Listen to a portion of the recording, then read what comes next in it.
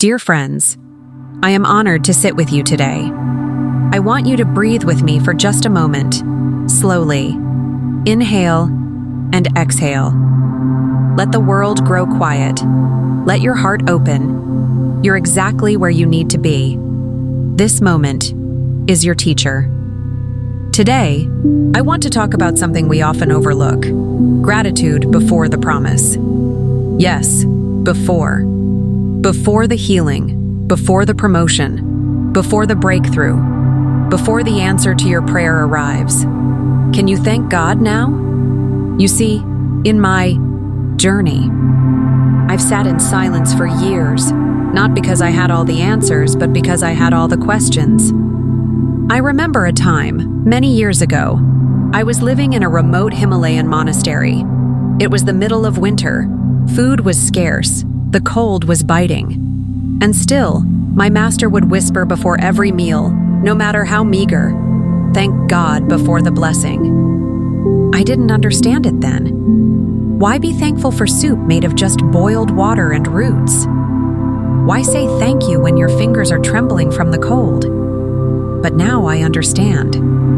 Because if you wait until the promise is fulfilled to express gratitude, you've missed the lesson. Gratitude isn't a transaction, it's a way of seeing. Let me ask you something personal.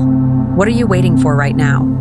Is it healing, a partner, a job, forgiveness from someone you love? And how have you been living while you wait? Are you restless, anxious, bitter, or are you still smiling at the sun each morning, even if the promise hasn't come yet? There is power in praising before the provision. Even in ancient texts and teachings, the wisest sages and prophets didn't wait until the miracle to bow their heads. They bowed in the drought. They danced in the desert. I remember a young disciple, Arjun. He came to the monastery after a terrible loss. His family was gone. He had no hope. He would sit at the back of every teaching, eyes down, fists clenched. One evening, I asked him to gather firewood. He grumbled but obeyed. It was snowing heavily. When he returned, I didn't look at the wood. I looked at his eyes, and I asked, "Did you thank the forest?" He was confused. "For what?" I almost froze. I said, "For the trees that still gave even in the cold." That night he didn't say much, but the next day he left a small bowl of rice near a tree. He whispered, "Thank you." That one shift, seeing the giver in the struggle, changed his path. He didn't receive what he had lost, but he became a giver himself. He now teaches orphans the gift of presence. You see, when we thank God before the promise, we say, "I trust you even when I can't trace you." It's not blind faith. It's anchored faith. Rooted faith. Faith that says, even if I don't see it yet, I know you're working. I once heard a man ask, "Why should I thank God when my prayers haven't been answered yet?" And the answer is simple. Because they already have been, just not in the way you expect. Sometimes the waiting is the answer. Sometimes the silence is the song. Let's reflect together. Close your eyes if you can. Place your hand over your heart. Think of one thing in your life right now that feels unfinished, uncertain. Now, instead of asking, "When will this change?" ask, "What is this teaching me?" Sit with that. You may find that the lesson hidden in this waiting is exactly what your soul needs most. Gratitude before the promise creates a heart that cannot be broken by circumstances. It builds a life that does not crumble when the winds of delay or disappointment blow. Because you are already full, not from what you have, but from what you see. When you learn to thank God before the promise, you begin to live not in desperation, but in preparation. The waiting no longer becomes a punishment. It becomes a sacred training ground. Each moment, each breath becomes a teacher, molding you for the promise that is already on its way. I want to tell you something I learned from watching nature. Every morning here in the ashram, I walk by a small lotus pond. Lotus flowers are remarkable. They bloom from the dirtiest waters. But what most people miss is the process. Before the lotus blooms, it waits. Submerged in thick mud, unseen, uncelebrated, untouched by the sun. And yet it grows anyway. It doesn't ask when. It doesn't complain. It simply rises. The promise is not the bloom. The promise is the becoming. And if the lotus gave up in the mud, we would never see its beauty. So I ask you, are you blooming yet? Or are you cursing the mud? Because sometimes the miracle is not in the answer. It's in the becoming. Becoming patient, becoming wise, becoming strong, and most of all, becoming grateful, not after the storm passes, but while it still rains. Anecdote, another real story. I once knew a woman named Leela. She was not a monk, but in many ways, she taught me like one. She lived in a nearby village and visited the monastery every week to leave offerings at the temple. But what struck me was this. Leela had a son who was very sick for many years. Every time she came, she never asked for healing or miracles. She simply whispered, "Thank you for what I do not understand."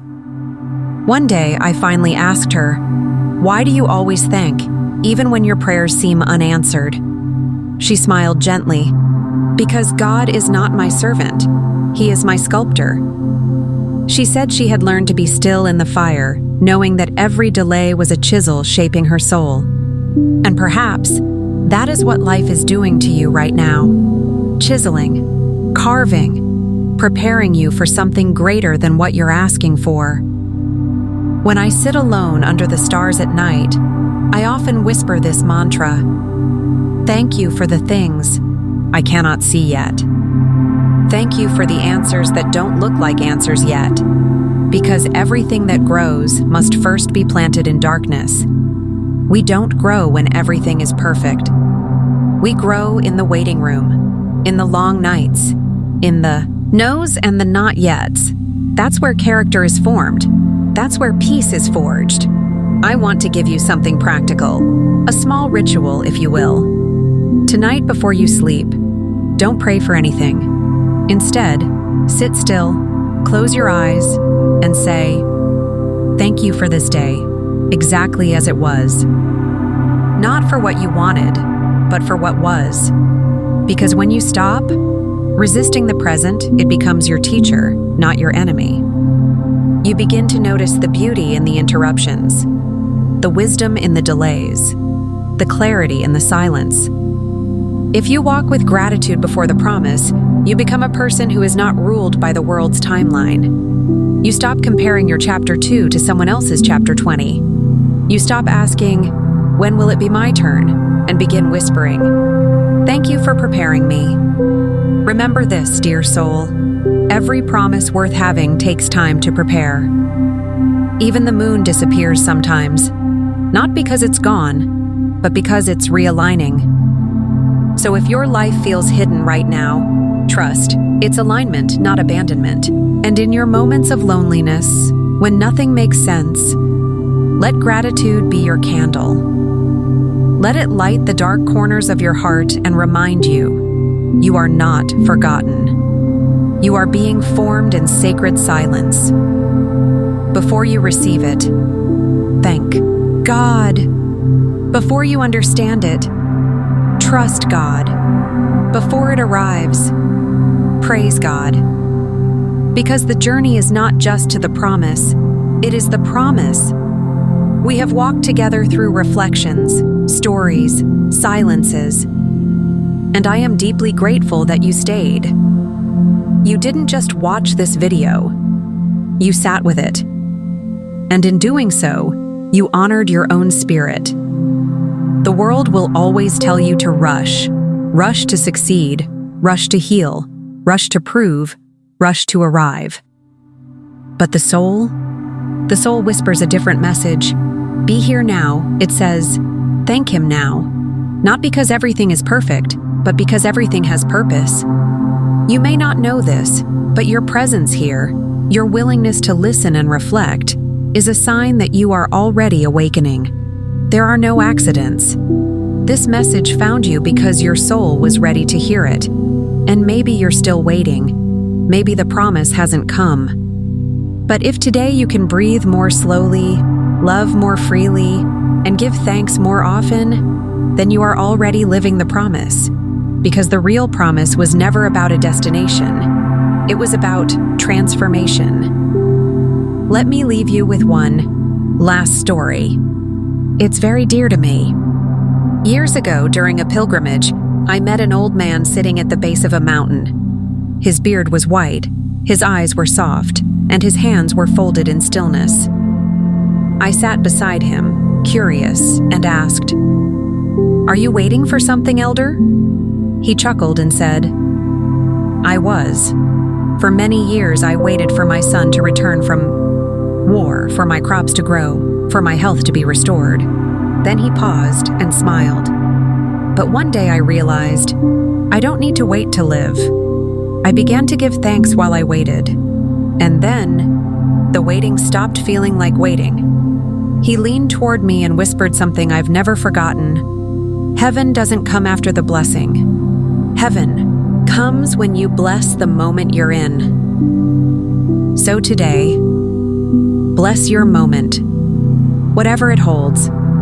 Hold your own heart with compassion. Look at your life, not as a mistake to fix, but as a miracle unfolding. Let this be your quiet vow.